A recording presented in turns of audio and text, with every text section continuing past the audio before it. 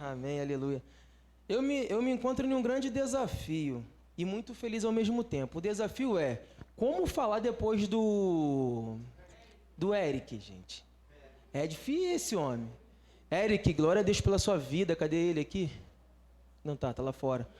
Glória a Deus pela vida do Eric. Isso me mostra que ainda temos esperança. Nossos adolescentes estão amando as escrituras, estão vivendo ela e isso é muito bom. Isso é muito bom. Isso gera em mim muita alegria. Eu fico muito contente em saber que existe jovens cheios da pessoa de Deus, né? Isso é Docmos, papai. Respeita? Marcos é discípulo de Marcos. Irmãos, esse mês, estamos com um desafio. Não é nem desafio, é o desafio da oração. O propósito, isso. O propósito de oração, que é unidade. Cara, quem veio me servir? O homem. Sou fã. O propósito de oração vai ser sobre unidade e valorização. E a mensagem não tem como ser outra a não ser pensando na unidade e valorização. Então, eu queria chamar o grupo de louvor para vir aqui na frente, por favor. Desculpa pegar vocês de surpresa. Mas o primeiro ponto que iremos trabalhar aqui é a unidade. Unidade. Teve uma música que cantou aqui. Eu vou construir... Como que é? Me ajuda? Minha vida em ti... Tu és o meu fundamento. Uma pessoa que é fundamentada na pessoa de Cristo, automaticamente caminha em unidade. E nós, como igreja, nós já vivemos em unidade. E assim quando o grupo de louvor começar a cantar, eu queria que você saísse do seu lugar e orasse por uma pessoa. Orasse por uma pessoa. Você pode já levantar. Nem precisa esperar o grupo de louvor. Vamos dar um tempinho para a gente orar um pelos outros. Sei lá, pergunta a ele, você quer que tenha algo específico que eu ore? Ou só posso orar por você? Agora é o momento que a gente se levanta para orar, gente. Aleluia! Glória a Deus! Cadê a igreja do Senhor? Irmãos, está falando sobre oração, está falando sobre unidade. E é necessário isso. A unidade começa... Já vamos começar a praticar a unidade antes de começar a mensagem. Pode orar pelo seu irmão.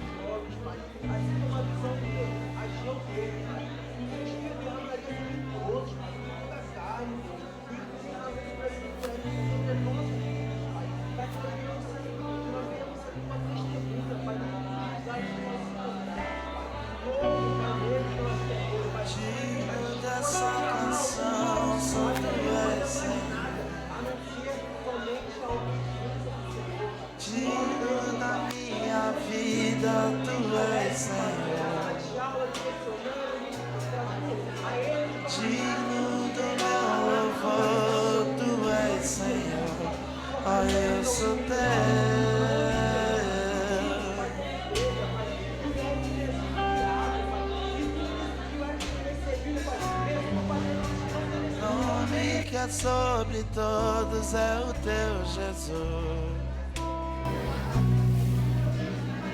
onde da salvação só tu és Jesus, digno da minha vida tu és Jesus, eu sou teu.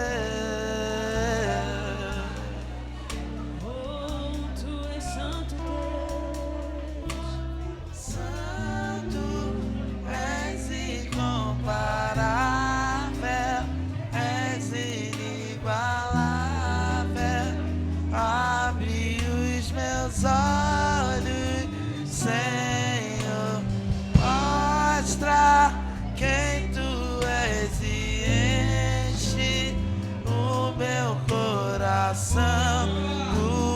amor que faz mudar o mundo. Eu vou construir minha vida em ti. Tu és meu fundamento. Eu vou confiar somente em ti. Não vou ser abalado. Eu vou construir minha vida em ti. Tu és meu fundamento. Eu vou confiar somente em ti. Não vou ser abalado. Santo, és incomparável, és inigualável. Abre os meus olhos, Senhor. Mostra quem tu és e enche o meu coração do amor que faz mudar o mundo. Eu vou construir minha vida em ti. Tu és meu fundamento. Eu vou confiar somente em ti. Não vou ser abalado.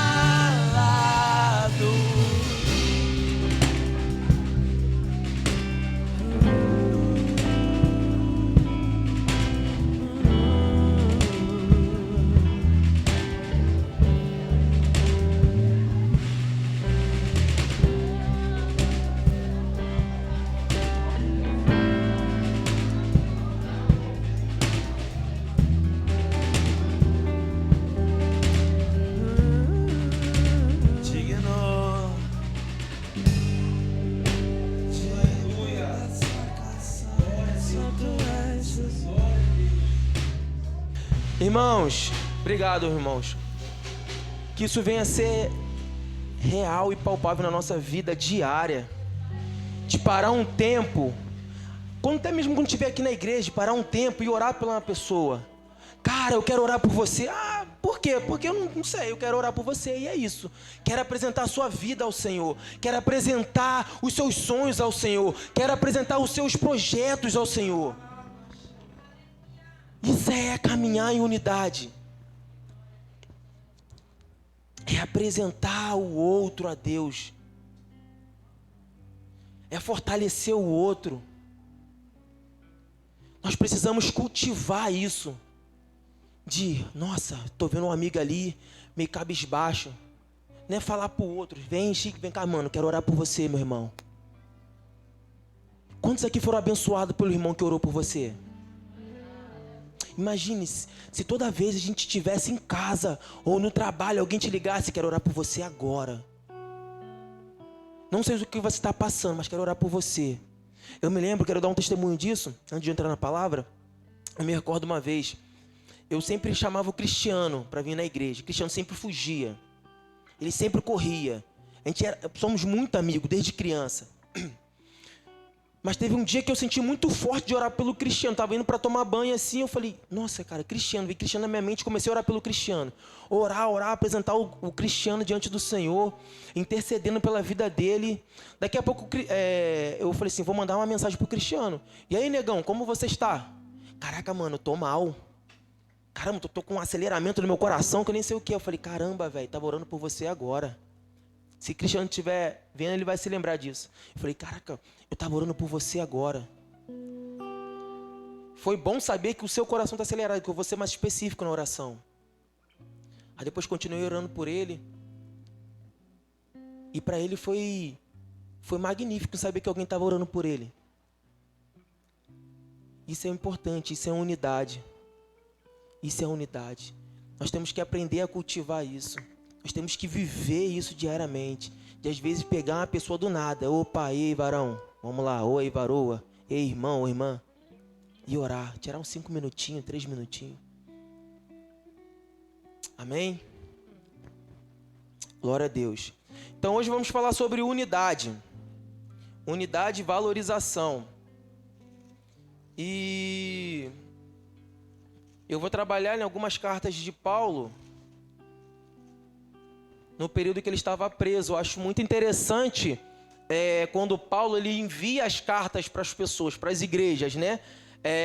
Ele tem por objetivo trazer algumas ênfases teológicas e também a unidade e a comunhão da igreja. Se você for ver a carta de Paulo aos Efésios, ele vai trabalhar isso. Ele vai trabalhar algumas questões sociais, algumas questões teológicas, a identidade do povo. Aí no final ele vai trazer uma parte prática, que é a unidade. Então ele vai trabalhar no lar, a unidade do marido e a esposa, a unidade do marido e os filhos, o pai e filhos. Depois ele vai trabalhar a ideia do servo e o seu senhor. Ou seja, unidade. Às vezes o servo não estava obedecendo ao seu senhor, então ele vinha e dava uma pequena orientação de como deveria servir um ao outro. Filipenses é a mesma coisa, ele trabalha de forma... Eu amo o livro de Filipenses, não sei se quantas outras pessoas amam. Eu amo se tiver só Filipenses na igreja, não é heresia, mas na Bíblia, a Bíblia estaria completa. Brincadeira minha. Então, aos Filipenses ele pega, envia uma carta de gratidão a eles e dá alguns direcionamentos para esse povo. E no final, no capítulo 4, ele vai trabalhar a unidade. Existia 2 lideranças que mais para frente vamos conversar, que nós vamos pontuar. Mas ele vai trabalhar a unidade. E também eu achei muito interessante que não somente a unidade, mas ele vai trazer valorização às pessoas. Nós vamos ver na carta no bilhete a Filemon, ele valorizando um ser humano que era menosprezado, que não tinha valor para a sociedade, né? Então, o objetivo hoje é falar sobre comunhão e unidade. A comunhão fala de estar junto, de conviver. E a unidade fala de pensar igual, agir igual, ter os mesmos objetivos. Isso em Cristo. Aí, Filipenses 2, queria que vocês abrissem aí. Onde Paulo vai trabalhar a ideia da unidade com seus irmãos, né? Ele vai dizer assim, 2:2, Filipenses 2:2. Como eu falei anteriormente, Paulo estava preso, então ele enviou algumas cartas para alguns lugares. Essa daqui foi enviada para a igreja de Filipos, que fica na Macedônia, e tem uma que ele envia para a Ásia, né? Que é para a Ásia, que é para os Efésios, né? Os caras da teologia aí.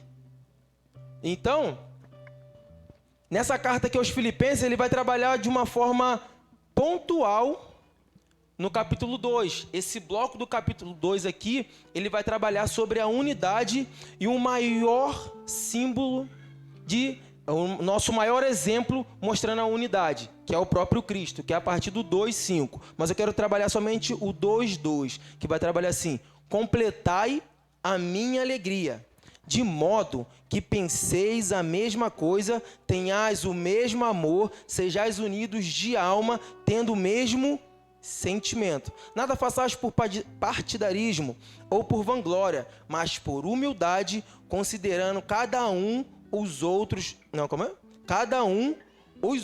superior a si mesmo.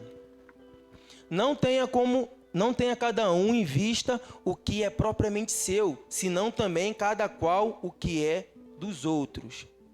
E aqui eu vou começar a nossa pequena reflexão. E eu queria orar para começar. Senhor Deus, obrigado. Obrigado porque o Senhor é o único motivo que nos fez chegar aqui. Obrigado porque nós estamos abrindo a sua mensagem, a sua palavra. E nós sabemos que ela continua transformando, ela continua mudando mentalidade, Pai. E nós oramos pedindo que o Teu Espírito Santo venha trazer essas verdades em nossos corações, mudando a nossa forma de pensar e nos dando, Pai, uma nova cosmovisão, porém bíblica, Pai. No nome de Jesus, que Teu Espírito Santo nos conduza à Sua verdade, que Teu Espírito Santo nos conduza a uma vida prática, que Teu Espírito Santo nos direcione ao que fazer posterior a essa mensagem, Pai. No nome de Jesus, fale em nossos corações. Nós necessitamos Te ouvir. Nós precisamos ouvir a Tua pessoa falar em nossos corações, convertendo, Pai, o nosso pensamento, que muitas das vezes, ou a maioria das vezes, é caído, Pai. No nome de Jesus. Amém e amém. E diante disso, irmão, Paulo convida os seus ouvintes a ter uma vida prática, a caminhar em unidade. Se ele está chamando o seu povo para andar em unidade, por que o povo não estava andando? Então ele dá esse, vamos lá. Ele chama, o interessante é que o livro, eu esqueci de falar isso, o interessante é que o livro de Filipenses, ele vai trabalhar como exemplos. Ele vai mostrar Paulo sendo exemplo para a igreja sendo exemplo para Paulo, e Paulo vai mostrar o exemplo maior, que é Jesus Cristo. E depois o exemplo de unidade entre os dois obreiros dele. Um, que é Timóteo, que iremos falar mais tarde, e o outro, Epafrodito. E é muito interessante saber e ver o cuidado de Deus através da vida de Paulo com a igreja de Filipenses. Porque ele vem e trabalha a ideia, cara, começa a pensar de igual modo. O que você tem pensado? Seu pensamento é egoísta? Você só pensa no que é seu ou você tem pensado no que é do outro? Isso fica uma boa reflexão para a gente. Na maioria das vezes nós pensamos somente no nosso barco ou pensamos no barco do nosso irmão, o barco do nosso vizinho. Somente com a nossa vida ou com a vida do nosso irmão. Aprendemos aqui na terça-feira que nós devemos amar o irmão como nós amamos a nós mesmos. Isso é interessante para o início da nossa reflexão. Porque qual o sentimento que nós temos? Será que é igual ao de Cristo? De obediência crucial? Aqui vai falar.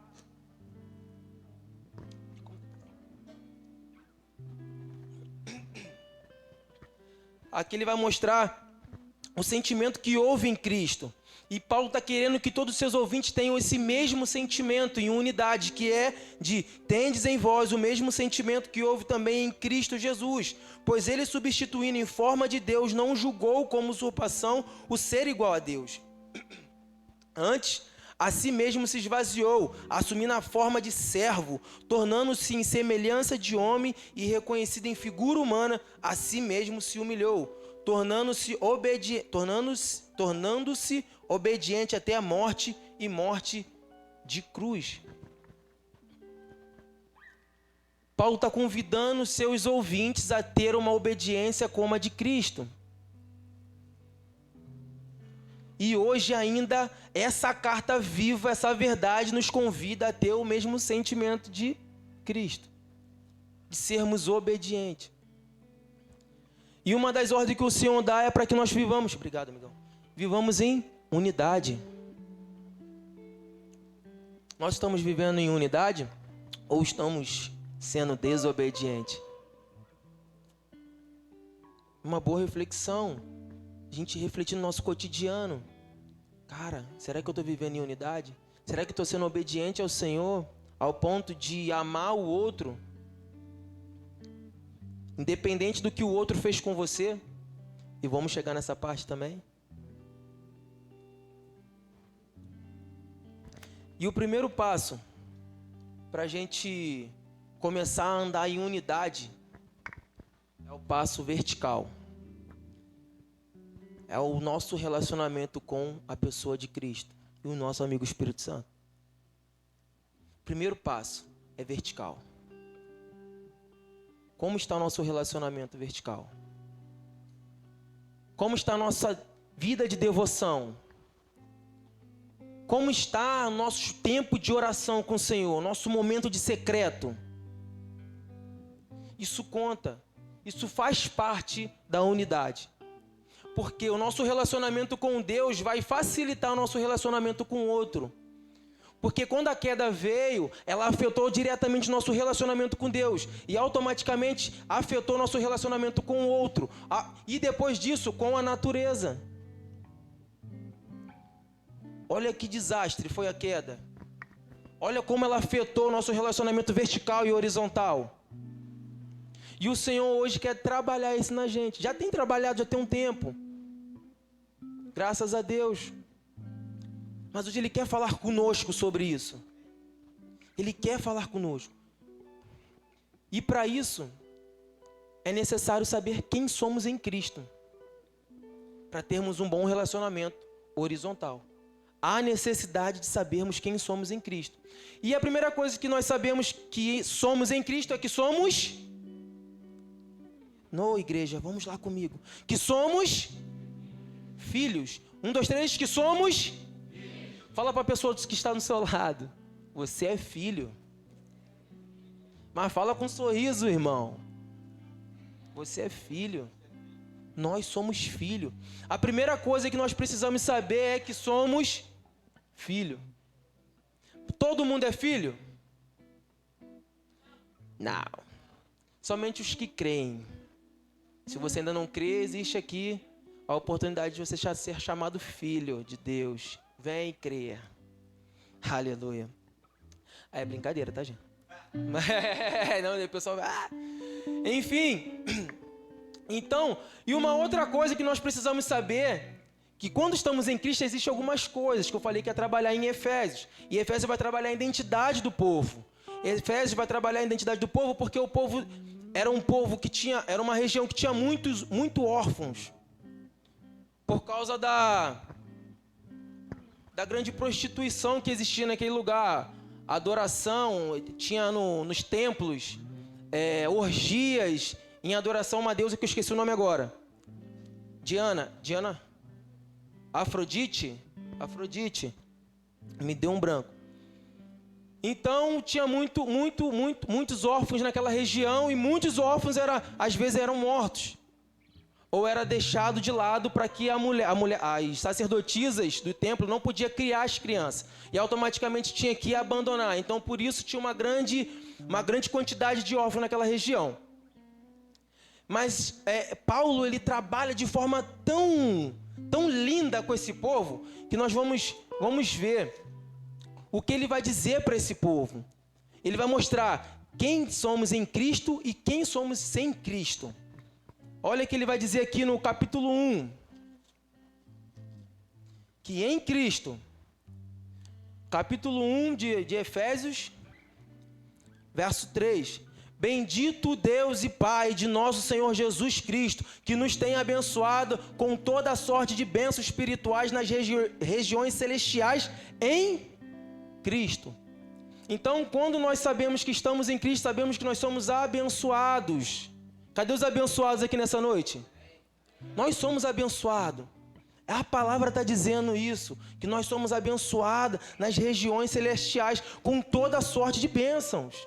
E não somente isso, ele vai dizer que nós somos, no verso 9, desvendando-nos o mistério da sua vontade, segundo o seu beneplácito, ou seja, consentimento, que propusera em Cristo, ou seja, em Jesus, nós sabemos a vontade do Pai para nossas vidas. Em Cristo. Alguém quer saber qual é a vontade de Deus para a sua vida? Aleluia. Em Cristo você vai saber quem você é. Em Cristo você vai saber a vontade de Deus para a sua vida. E a vontade de Deus para a sua vida e para a minha vida é ser obediente ao Pai. Às vezes a gente quer uma coisa mais merambulante. Não, vai isso, aquilo outro. Não, é ser obediente. Se o Senhor manda você ir, seja obediente e vá. Se o Senhor manda você ficar, seja obediente e fica. Você estará fazendo a vontade de Deus. E mais, ele vai dizer assim, o 12, 1:12. Aí dá continuidade, bababá, bebê. A fim de sermos para louvor da sua glória, nós, os que de antemão esperamos em Cristo. Ou seja, nós somos louvor da glória de Deus. Nós somos o louvor da glória de Deus. Em Cristo. O 2, bloco 2, ele vai dizer assim, 2:5. E estando nós mortos em nossos delitos, nos deu vida, juntamente com Cristo. Nós éramos outrora mortos por causa do nosso delito, mas em Cristo existe vida para nós. Quantos aqui têm a vida de Cristo na sua vida? Quantos aqui querem a vida de Cristo na sua vida? Quantos aqui necessitam anunciar que existe vida em Cristo para aquelas pessoas que se encontram mortas? Há necessidade. Porque eles não sabem quem é em Cristo. Primeiro, eles não sabem nem que tem um pai. Há necessidade da gente anunciar que existe um pai que cuida, que ama os seus filhos, que corrige também. Aleluia. E outra, vai dizer aqui, o 6, e juntamente com ele nos ressuscitou e nos fez assentar nos lugares celestiais em Cristo. Em Cristo.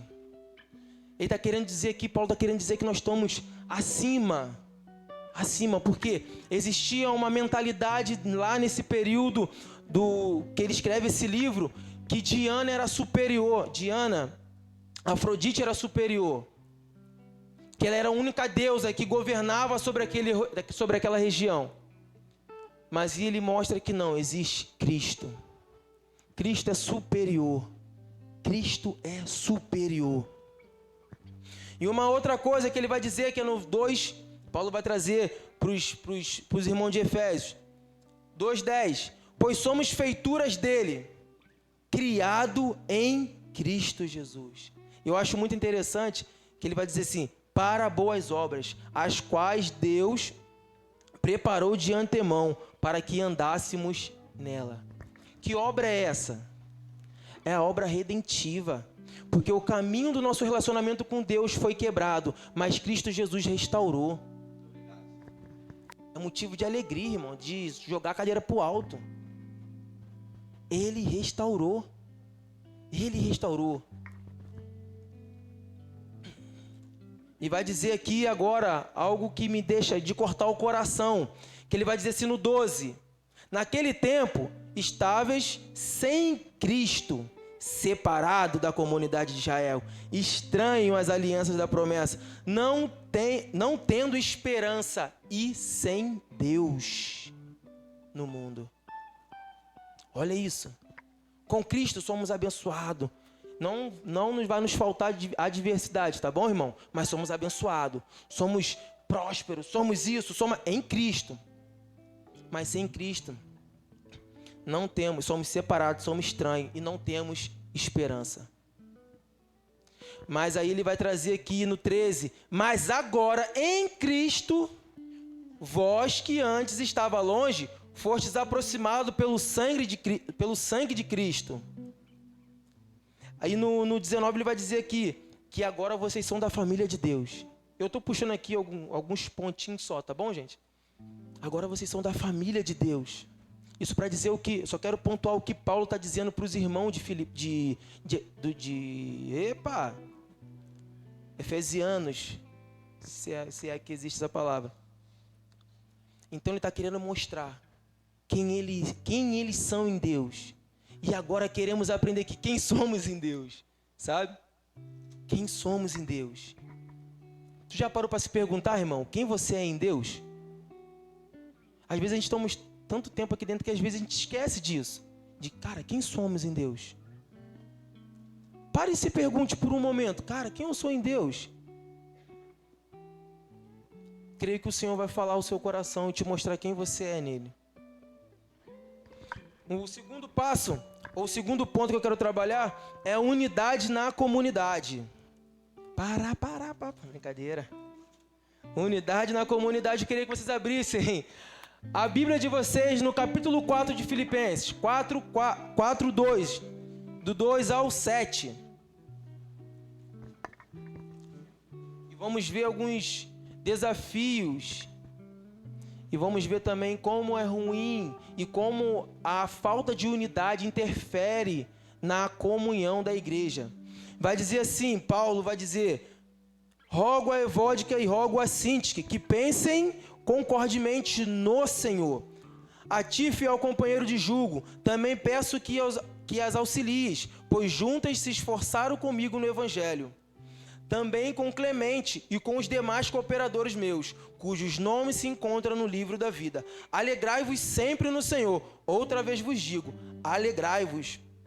Seja a vossa moderação conhecida de todos os homens. Perto está o Senhor. Até aqui.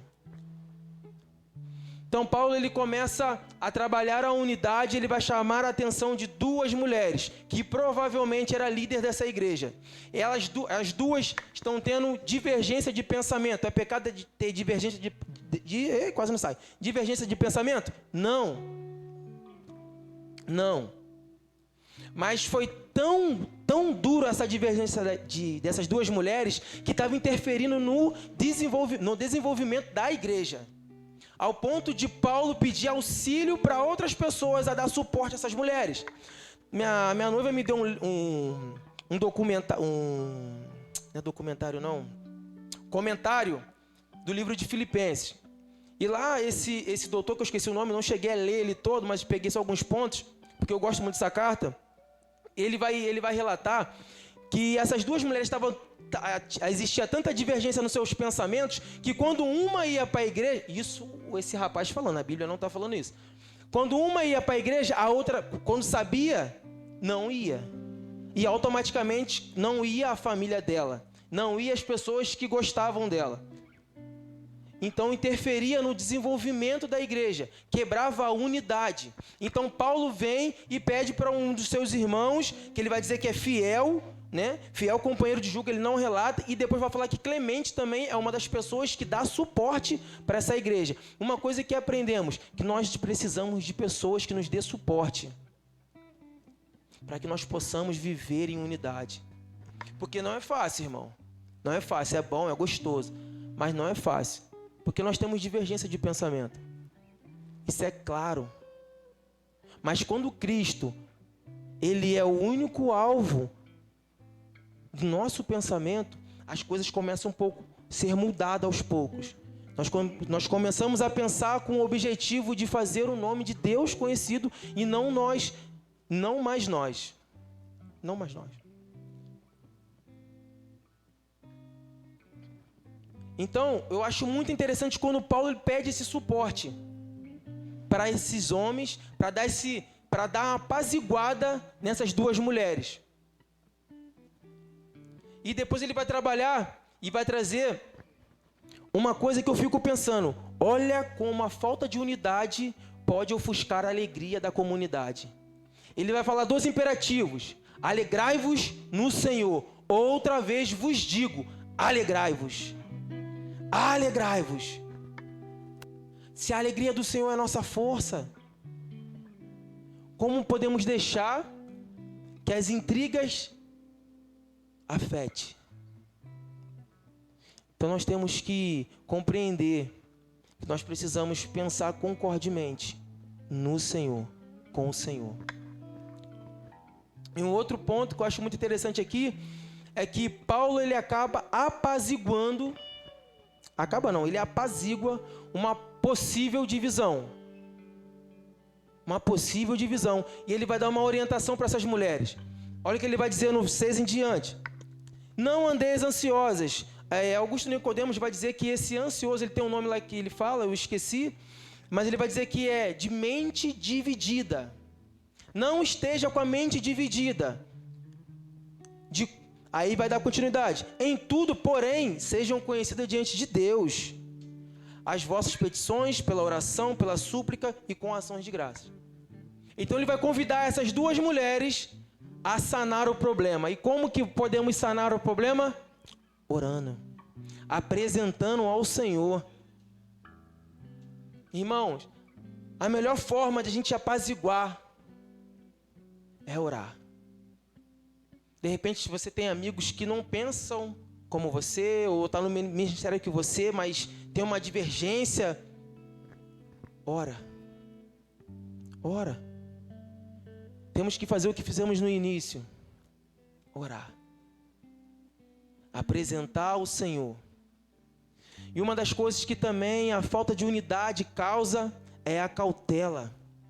Ela nos faz perder a cautela, ao ponto de Paulo falar para eles: seja a vossa moderação, ou seja, a cautela, a prudência conhecida de todos os homens, perto está o Senhor. Perto está o Senhor. Sabe, irmão, que perto está o Senhor. O Senhor vai nos auxiliar a apaziguar os conflitos. O Senhor vai nos ajudar a caminhar em unidade. E mais para frente, eu quero trabalhar, o terceiro ponto, no caso, quero trabalhar a valorização. Eu queria que vocês abrissem, continuasse aqui, né? No capítulo 2, a partir do 19 até o 30. Vou trabalhar por ponto. Primeiro eu quero trabalhar o Timóteo, sobre valorização. Então aprendemos que temos que ter relacionamento vertical, primeiro passo, para que nós venhamos ter um bom relacionamento horizontal, que é o segundo passo. E o terceiro passo é a valorização. Fala para o seu irmão ao seu lado: você tem um valor, o Espírito Santo mora em você, habita em você. Aleluia. Eu estou falando brincando assim, aleluia, mas é uma verdade, gente. Sabia que Satanás, ele é muito sujo, e uma das coisas que ele vai falar é que você é um Zé Ninguém e ninguém te ama. Essa é a ideia. Que você não tem uma identidade. A estratégia do nosso adversário é apontar que nós não temos uma identidade. E automaticamente, quando nós não sabemos que temos uma identidade, vivemos perdido. Então fala para o seu irmão. Não precisa falar agora. Mas sempre temos que falar para o seu irmão: você tem um valor, cara. Um valor em Cristo. O Espírito Santo habita em você. O Espírito da verdade, que o mundo não pode receber. Ele habita em você. E esse Espírito da verdade te fala quem você é no Pai. Ele mostra a identidade dos filhos. Ele mostra o destino dos filhos. Ele valoriza. Não estou querendo aqui ter uma mensagem egocêntrica não, tá? Mas o Espírito Santo nos ajuda, nos valoriza. Ele mostra de fato quem somos no Pai. E há necessidade de sabermos quem somos no Pai. Há necessidade. Então Paulo, ele pega, aqui a partir do 2:19, que ele vai dizer assim: espero, porém, no Senhor Jesus, mandar-vos Timóteo, o mais breve possível, a fim de que eu me sinta animado também, tendo conhecimento da vossa situação, porque a ninguém tenho de igual sentimento que, sinceramente, cuide dos vossos interesses, pois todos eles buscam o que é seu próprio, e não o que é de Cristo. E conheceis o seu caráter aprovado, pois serviu ao Evangelho junto comigo, como filho ao Pai. Então, Paulo, ele começa a promover a pessoa de Timóteo aos irmãos de Filipenses. Ele está falando assim, é um cara de caráter aprovado, é um cara que serviu comigo o Evangelho, é um cara que está comigo, eu conheço o caráter dele, você pode confiar porque eu confio. E irmãos, hoje temos uma debilidade de promover o nosso irmão. Já chegou para alguém e falou assim, cara, igual aqui hoje pro Eric, eu falei, nossa, cara, que lindo. Na outra semana que ele falou também, eu quase chorei aqui, cara. Que lindo, eu vejo assim, tem esperança para as próximas gerações. Existem meninos jovens, como o Eric, como o Samuca, como a Vicky, como outros daqui da igreja, que podem impactar e que vão impactar. Nós temos que promover eles. E, novamente, não é uma mensagem egocêntrica, não, gente. Quando estava orando pelo Eric, me veio muita ideia assim, cara, nós temos que enviar os nossos melhores, cara. Vai enviar para o campo, nós temos que enviar os melhores. Aquele que não vai dar trabalho, mas que vai trabalhar. Temos que enviar os nossos melhores. Um menino como o Eric, imagine no campo. Vai quebrar tudo, irmão. Vai quebrar tudo.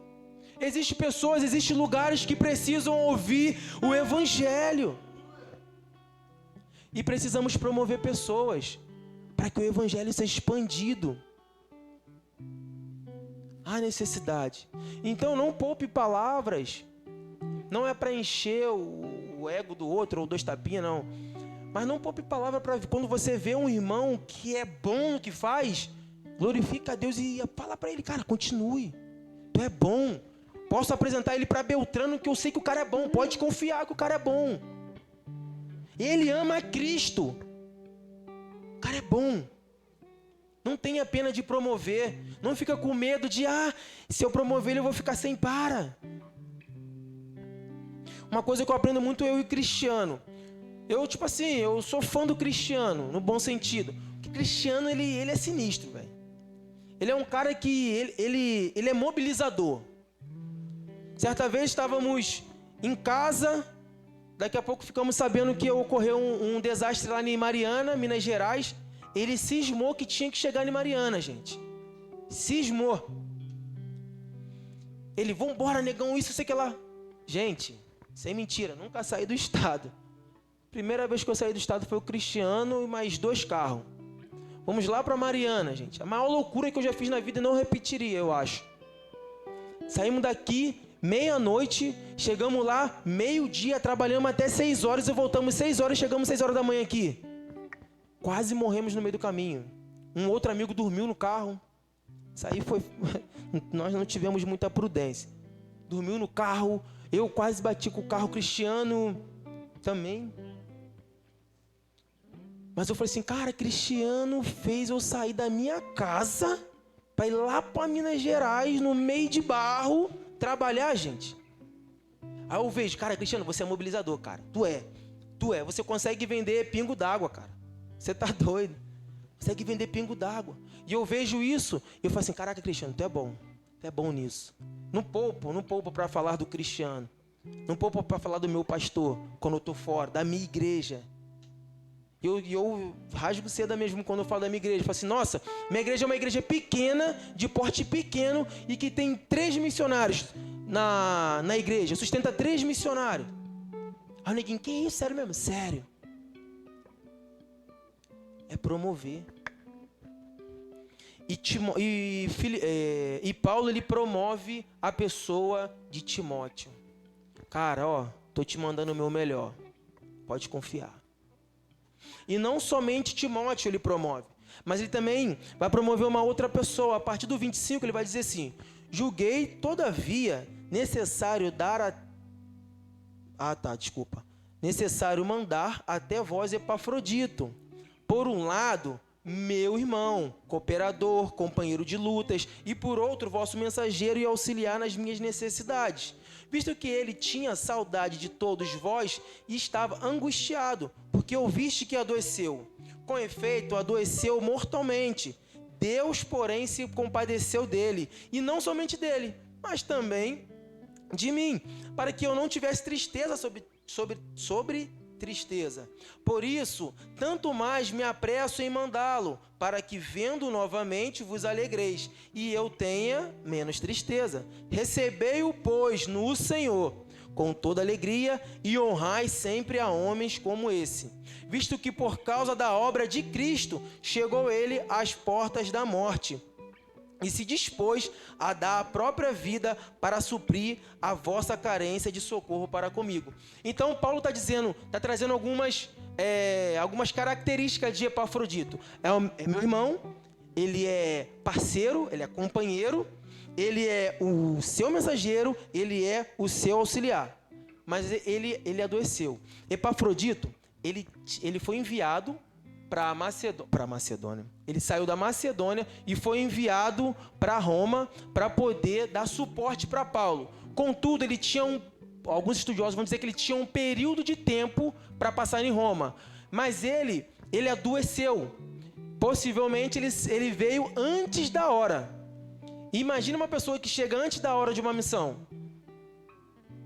Vai ser, não, ele não completou, ele não fez o que devia. Aprontou. Isso eu falando, tá?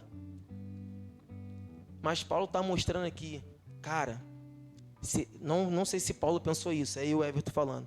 Se Paulo pensou, Paulo teve essa ideia, ele pensou assim, será que o pessoal vai pensar que Filemão veio antes da hora porque não aguentou e tudo mais? Mas faz o seguinte, olha só, Filemão é tão bom, cara, tão sinistro, está dizendo o texto aqui, que ele dispôs a sua própria vida por causa do evangelho.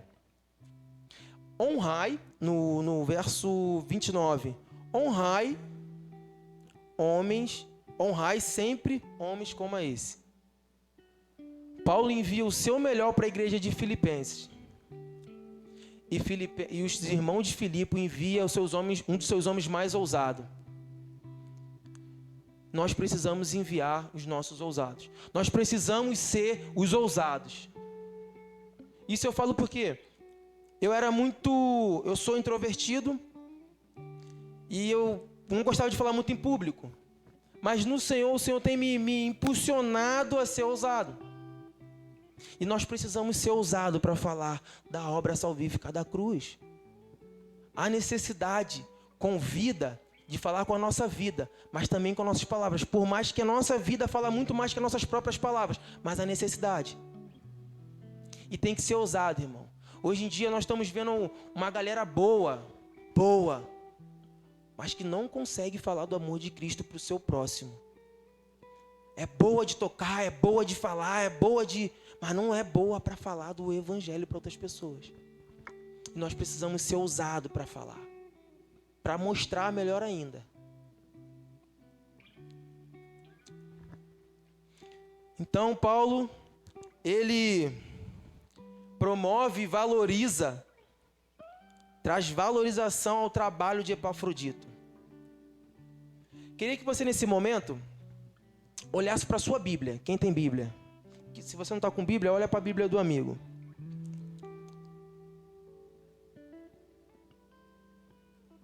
Está vendo a sua Bíblia? Alguém morreu ou dedicou a sua vida para que ela fosse traduzida para o português, para outras línguas. Alguém dispôs a própria vida para que essa verdade que está na sua mão fosse escrita ou redigida para você ou impressa para você.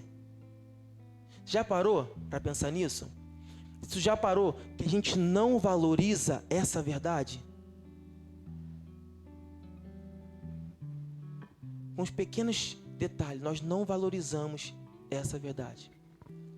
E vai ser essa verdade que vai nos auxiliar a viver em unidade. Vai ser essa verdade que vai nos auxiliar a valorizar o outro. É essa verdade que vai nos fazer resgatar o outro. Se você não a valoriza, meu irmão, deu ruim. Burro com 30. Quanto você tem valorizado a palavra de Deus, sabendo que é ela, vai ser essa verdade que muda o sujeito, e não só o sujeito, mas o metro quadrado onde o sujeito habita, mas não somente o sujeito, o metro quadrado que o sujeito habita, mas a nação do sujeito. Se você não valoriza essa verdade, irmão, você não vai conseguir viver em unidade, você não vai conseguir valorizar as especificidades do outro, as qualidades do outro, sem perder e sem esquecer das suas próprias qualidades. É necessário a gente voltarmos para as Escrituras. Quantos aqui querem viver em unidade, irmão? Volte às Escrituras. Volte a amar essa verdade. Essa verdade continua libertando. Essa verdade continua santificando. Essa verdade continua nos dando direcionamento. Essa verdade continua mostrando quem somos em Cristo. É essa a verdade. Mas se você não ama essa verdade, ou você não tira tempo para ver, olhar, ler essa verdade, você não a valoriza ao ponto de compreender que uma pessoa foi morta, ou uma pessoa deixou de viver o que nós estamos vivendo. Porque hoje está mais fácil, mas antigamente era difícil, levava anos para você interpretar, trazer para um idioma as escrituras. Antigamente, na Reforma, a ideia de Lutero foi tirar a Bíblia dos papas. Uma vez eu ouvi essa frase. E hoje nós entregamos a Bíblia. Somente as escrituras, velho. Porque tinha pessoas que estavam querendo falar mais alto que essa verdade. E Lutero fala, somente essa aqui. Aqui é verdade, mano. E nós precisamos voltar. Homens, por defender essa verdade, foram mortos.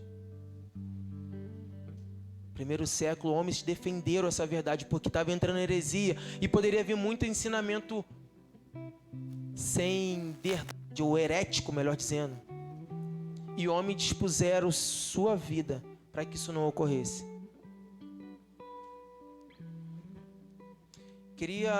Eu queria vir mais um pouco, mas acho que a hora já está um pouco mais corrida.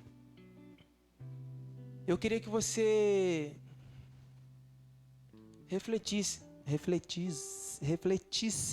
às vezes não me sai a palavra, de quanto tempo você tem gastado com essa verdade.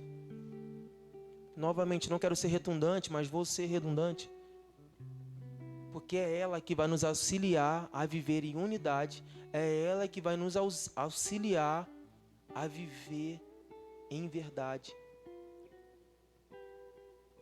Queria que o louvor começasse a tocar enquanto você refletisse. Refletisse, meu Deus do céu, quase não sai. Refletisse. Aleluia.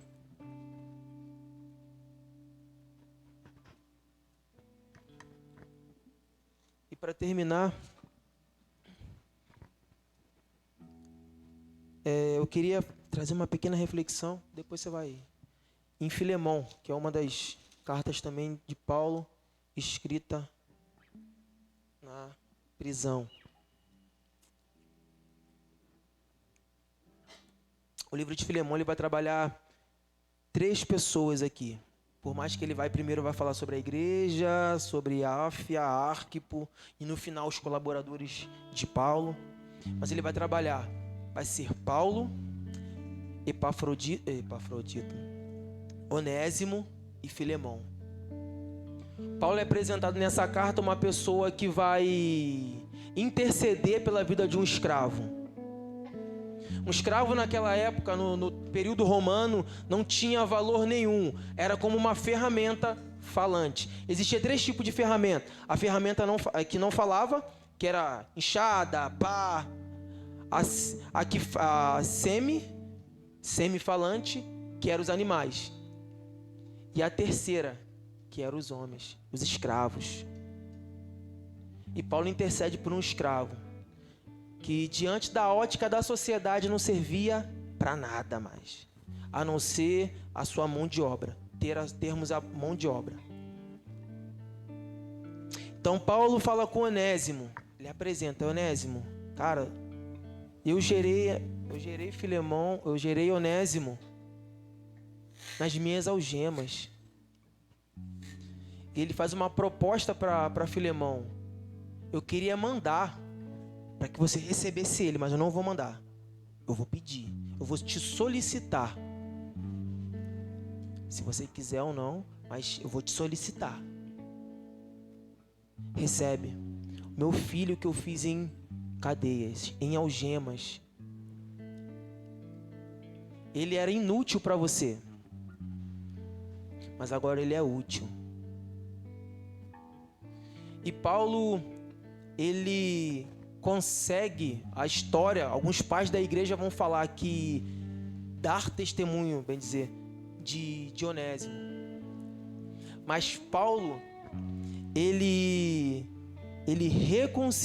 reconcilia o Onésimo a Filemão.